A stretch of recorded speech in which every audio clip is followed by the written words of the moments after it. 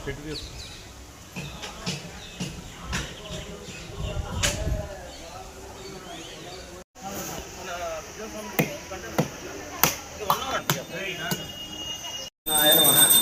వినోదంజన స్వామి ఇక్కడ స్వామివారు నిలిచిన విధానం.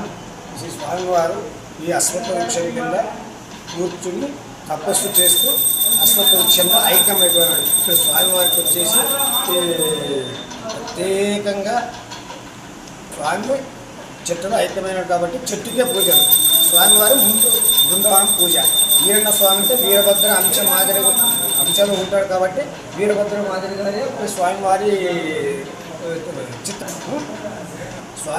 స్వామివారు వీరభద్ర అంశంలో జన్మించిన వాడు కాబట్టి అశ్వత్థ వృక్షం అంటే నరసింహస్వామి స్వరూపం కాబట్టి ఇక్కడ ఇంకో విశేషం ఏమంటే స్వామివారి దేవస్థానం ఎక్కడైనా ఏ గుడైనా అన్ని దిక్కులకు ఉంటుంది కానీ ఒక ఆగ్నేయానికి ఉండదు. ఈ స్వామివారు వచ్చేసి ఆగ్నేయాభిముఖంగా తపస్సు చేస్తూ ఐక్యమైపోయాడు కాబట్టి ఇక్కడ ఈ స్థలానికి వచ్చేసి అంత అగ్ని మాదిరిగా వెలుగుతుంటుంది.